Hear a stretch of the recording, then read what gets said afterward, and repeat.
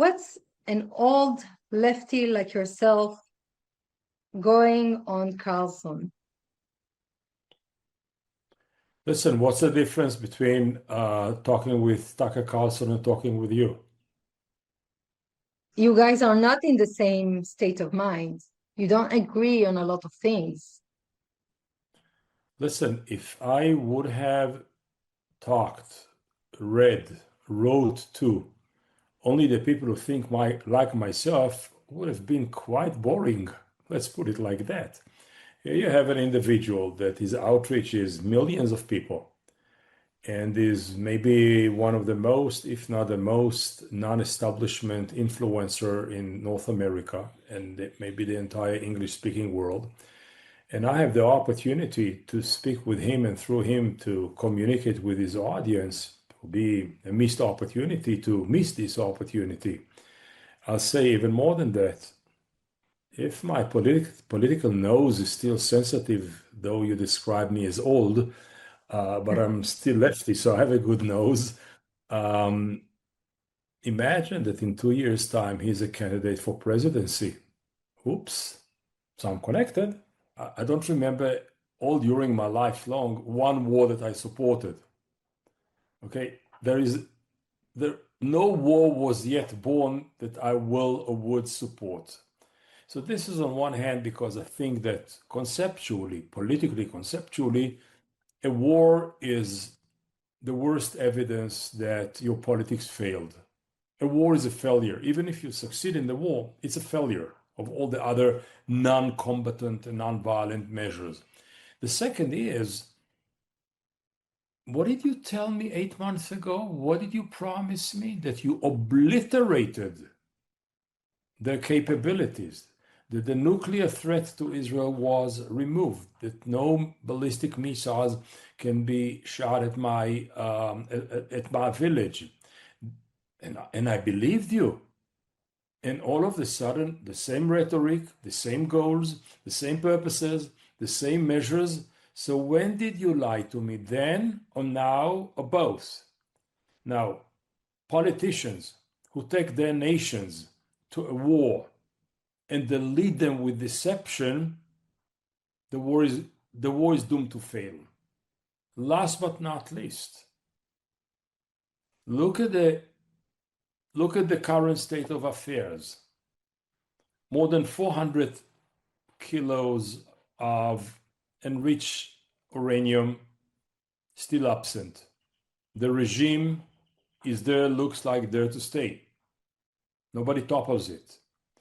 Missile are hitting our cities daily, 8 times today. We ran to the bomb shelter. So something is not working.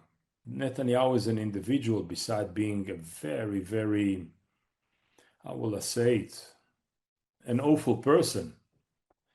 He's the worst leader the Jewish people ever had. I don't mean the Israeli people in the last 80 years. I mean all during the couple of thousands of years of Jewish history. That's an awful leader. Failed in everything he promised and incited everybody against everybody else in our society and a few other societies. So I do not buy from him a thing.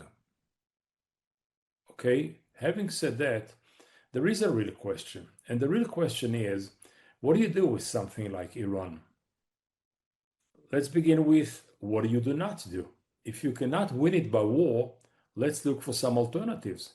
The Obama agreement, maybe it was not a perfect one, but up until President Trump, with the incitement of Prime Minister Netanyahu, walked away from this agreement, there were no enrichment of uranium by Iranians. Only by walking away from the agreement, they got a permit to do whatever they like. So both Trump and Netanyahu are responsible for this acceleration. You think that they planned it already in Trump's first term? These people do not plan a thing. They don't plan a thing. They don't have strategies. They don't have long term. They don't have processes. They simply either shoot from the hips or shoot from the lips. They're simply shooters. They draw the guns and they shoot. Why? Because they have a gun. No long-term thinking. If you have a long-term thinking, and this is to say, what's the best environment for Israel, but not Israel only, Israel and its neighbors to live in this region, which is a complicated region. A couple of weeks ago, 3 weeks ago, before the war started, they had a leader. Not sure he was a nice person. Not sure I would like him to be my in-law, okay, or my neighbor, or even my spiritual leader. So the first thing we did at the first hour of the war, we removed him. Ha, what a victory, what an achievement, what a brilliant operation. What's the result? We got somebody worse than him. Okay? Then we should remove him. We'll have another one even worse than him. That's a sequence of events. You remove the today's extremists and you got the tomorrow's even more extremists. So did you achieve anything? The answer is no. Did you push the region into the hands of more violent people, more vengeance people? The answer is yes. So the question is not how to repeat this mistake in enhanced forum, how to walk away from this paradigm into a different place. But to begin with, they started to play with the idea of a bomb because of the Iran-Iraq war. And then what gave them an upgrade or lifted up their spirit towards a bomb was North Korea policy. They said nobody touches North Korea because they have a nuclear capability. Let's have it as well. So nobody like Iran, or like Iraq, and nobody like Israel, and nobody like the United States of America will ever touch us. So if the motivation of the Iranians is to have a bomb in order to secure their being, correspond with the security of their being, rather than with the tool for the security, i.e. the bomb. Sit down with them and say, what do you need in order to feel secure on your own land? Open your website and find out when was the upgrade, the uplift of the Iranian enrichment, and that was immediately, the year immediately after the Americans walked away from the agreement in 2018. Up until then, according to everybody, the monitors and the supervisors and the partners, they were in the agreement.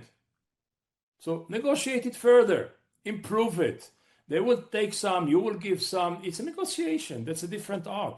But you say, first I walk away, then the other side walks away as well because you are not there. Then they do whatever they like, and then they bomb them, and then you say, oh, but they don't like to talk with us. You walked away. Now, I'm not here to defend the Iranian side. I'm here to criticize as if my side behaves childish or bullish. So who's going to win in this battle? China. Who? Russia. China, Russia, Iran. These are going to win. Netanyahu and Trump are the losers of this war. Never mind what they say, never mind how they will package it, never mind how they will do huge branding campaign, etc. They will never achieve the goals they put ahead of them. They will never be trusted by their own people, and they will never solve the problem they declared war for. And therefore they are the losers. Who will profit? More stable superpowers, less warmongers, and those who profit from the prices of oil. And you know who are the two most profiting countries from the prices of oil? Russia and Iran. As the Polish idiom is saying, not my circus, not my monkey, but these are my monkeys and this is my circus. And therefore I feel responsible and I feel sorry for the outcome of whatever we speak about, but we have to be honest about it. Jelajahi cara baru mendapatkan informasi. Download MetroTV Extend sekarang.